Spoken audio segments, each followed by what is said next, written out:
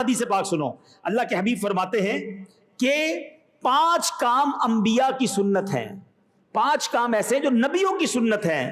فرمایا اس میں سے ایک تحمل مزاجی بھی ہے. اور آج وہ لوگ، اب جو میں حدیث سنانے جا رہا ہوں، وہ لوگ جو معاف نہیں کرتے نا، لوگ کہتے ہیں میں نہیں چھوڑتا کسی کو، ہاں مجھ سے کوئی سیدھے منہ بات نہ کرے پھر میں بتاتا ہوں میں کون ہوں. جناب آج کل شرافت کا زمانہ نہیں ہے، جیسے کو تیسا، اینٹ کا جواب پتھر سے دینا چاہیے. جواب نہیں دو گے تو لوگ بزدل سمجھیں گے، لوگ سمجھیں گے ہمارے اندر بہادری نہیں ہے، ہم بدلہ نہیں لیں گے تو لوگ کیا کہیں گے. سنو اب غور سے، اللہ کے حبیب صلی اللہ تعالی علیہ وسلم فرماتے ہیں جو کسی مسلمان کی غلطی کو معاف کرے گا، قیامت کے دن اللہ تعالیٰ اس کی غلطی کو معاف کر دے گا. اب صحیح بتاؤ، میں بدلے لیتا رہوں اور اللہ مجھے بھی پکڑ لے کہ تو بندوں سے تو بڑے بدلے لیتا تھا، اب میں تیری غلطیوں کو پکڑتا ہوں، کدھر جائیں گے ہم؟ کیسے جواب دیں گے؟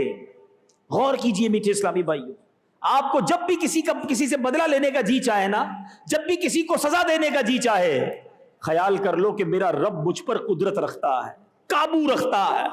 آج میں ایک غلطی پر سزا دینے جا رہا ہوں، اگر اس نے میری غلطیوں پر قیامت کے دن پکڑنا شروع کیا تو میرا کیا بنے گا؟ ایک واقعہ میں نے پہلے بھی کئی بار بیان کیا ہے کہ ایک شخص بڑا گناہگار تھا، اس کا انتقال ہو گیا.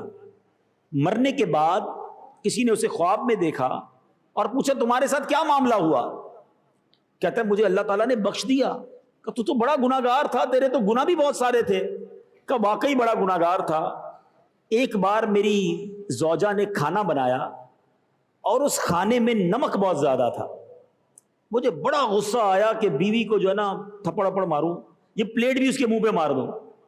ہو سکتا ہے ادھر بھی بہت سارے شیر ببر بیٹھے ہوں گے جو کبھی برتن توڑتے ہوں گے، کبھی تھپڑ مارتے ہوں گے، کبھی گالیاں نکالتے ہوں گے. اللہ کے بندو، بیوی سے شادی کی ہے، کمپیوٹر سے نہیں. وہ بھی انسان ہے، اس سے بھی غلطی ہو سکتی ہے، وہ بھی بیمار ہوتی ہے، کبھی اس کا موڈ بھی خراب ہوتا ہے. ہمیں لگتا ہے ہم بھی سارا دن کام کرتے ہیں، وہ گھر میں کچھ نہیں کرتی، تو چلو اس رمضان میں ڈیوٹی چینج کر کے دیکھ لینا. افطاری پکانا روزے کے اندر تو پتہ چلے گا چولہے کے پاس، بچے سنبھالنا تو اپنا بھاؤ پتہ چل جائے گا. عورتوں کے ساتھ تو اچھا سلوک کرنے کا ہمارا اسلام درس دیتا ہے. اللہ کے حبیب کی حدیث سناؤں، اللہ کے حبیب فرماتے ہیں تم میں بہترین وہ ہے جو اپنے گھر والوں کے ساتھ بہترین ہے. اور فرمایا میں سن لو تم سب سے زیادہ اپنے گھر والوں کے ساتھ بہترین ہو. میرے آقا سودا سلف لاتے، کھانا پکانے میں اپنی ازواج کا ہاتھ بٹاتے اور ادھر گالیاں نکالتے ہیں، ادھر برا بھلا کہتے ہیں. لوگ کہتے ہیں بیوی کو جو بولنا ہے بول دو، کیا وہ دل نہیں رکھتی؟ یاد رکھنا قیامت کے دن اگر بیوی نے رب کی بارگاہ میں فریاد کر دی تو شوہر کو قیامت کے دن جہنم میں جانا نہ پڑ جائے. جو بیوی پر ظلم کرتے ہیں، برا بھلا کہتے ہیں، یاد رکھنا. اس شخص نے کیا کیا؟ کہتے ہیں میں کھانا کھا رہا تھا، بڑا نمک، بڑا جی چاہا کہ بیوی کو سزا دوں. پھر خیال آیا کہ یار بیوی نے ایک غلطی کی ہے اور مجھے سزا دینے کو جی چاہ رہا ہے. میں تو صبح شام اللہ کی بارگاہ میں کتنی غلطیاں کرتا ہوں، وہ تو سزا نہیں دیتا، وہ تو معاف کیے جا رہا ہے. کہتے میں نے کچھ بھی نہیں کہا، یہ بھی نہیں کہا کہ جا تجھے معاف کیا. چپ چاپ کھانا کھایا اور چلا گیا. مرنے کے بعد گناہگار شخص، زیادہ نمازیں نہیں تھی، زیادہ روزے نہیں تھے، مرنے کے بعد بتایا گیا کہ اس روز جو تو نے بندہ ہو کر میری بندی کو معاف کیا تھا، میں تو سب سے بڑا معاف کرنے والا ہوں، جا میں نے تیرے سارے گناہوں کو معاف کر دیا. یہ ہے اللہ تبارک و تعالیٰ کی شان کریمی. شب قدر میں ایک دعا پڑھتے ہو، یاد ہے؟ اللہم انک عفو کریم تحب العفو فاعف عنی. اس کا معنی پتہ ہے؟